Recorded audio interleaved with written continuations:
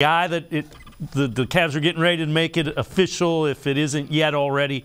Danny Green was drafted by the team back in the day, has been injured, has only played a handful of games this year, but he seems to be a guy that brings what they need. And he's played on 3 championship teams.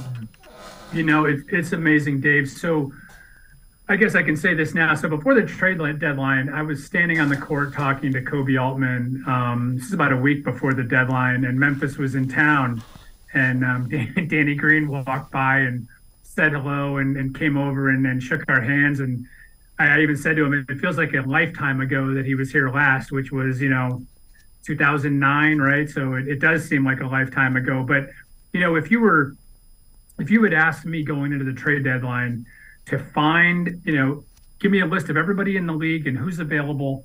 And if you're looking for a team guy with postseason experience that would fit seamlessly into the culture that the Cavs have already built here, it's Danny Green. It's absolutely perfect. It's the exact thing that this team needed, was another guy in that locker room that's been through those postseason wars, he's not worried about, getting his next contract or anything else. He's going to be able to show the way to these young guys because, we forget and we look, as much as we love what we're seeing out of Mobley and Garland, they haven't been in the playoffs yet.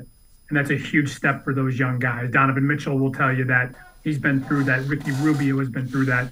I still think we're going to see Kevin Love get some important minutes as this team evolves and goes forward. But yeah, to me, Danny Green is an absolutely a perfect guy to pick up. And I like the fact that the Cavs stayed pat and believed in their conviction going into the trade deadline and didn't do anything outrageous because they didn't need to. They made their big move in July. The other thing is, think about what Ricky Rubio meant to this team last year. I think Danny Green's the exact same thing. With instead of distributing the ball, he's going to shoot it and play defense, but he's going to have a lot of young guys following him, just like Rubio did. 100%. And let's not get caught up in what Danny Green does over the next 5 or 10 games. Think about what he can bring you in April and May, because he is still coming back off of an injury, and it's going to take him a minute to get himself right.